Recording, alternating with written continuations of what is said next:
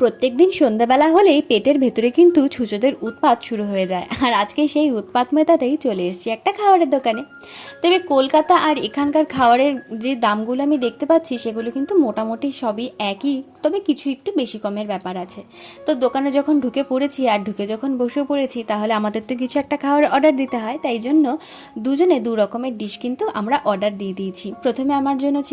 প্রথমে মানে কি আমার জন্য ছিল হচ্ছে দই ফুচকা, আর ওর জন্য ছিল হচ্ছে ব্রেড অমলেট। তো আমার দই ফুচকাটা খুব একটা ভালো লাগেনি খেতে, তো যাই হোক নিয়ে নিয়েছি যখন খেতেই হবে। প্রথমে আমার দই ফুচকাটা আমি ট্রাই করে দেখলাম, তারপর অনেক জোরজবস্তি করার পর মিস্টার চক্রবর্তী থেকে একটা ব্রেড অমলেটের টুকরো নিয়ে খেয়ে তারপর আবার আমার দই ফুচকা খেয়ে চলে এসেছি মাছের দোকানে। আর মাছের কথা তো ছেড়ে দিলাম, পয়সা দিয়ে তো আমরা পচা মাছই কিনি, কিন্তু মাছের লোভও তো ছাড়তে পারি না, তো সেই কারণের জন্য পয়সা দিয়ে আমাদের পচা মাছই কিনতে হয়। লাস্ট দুবার নিয়ে গেছি, সেটা দুটো পচা মাছই ছিল। তবে জানি না আজকে পয়সা দিয়ে নিয়ে যাচ্ছি এটা ভালো হবে না খারাপ হবে। তাহলে আজকে এখানে শেষ করলাম, টাটা।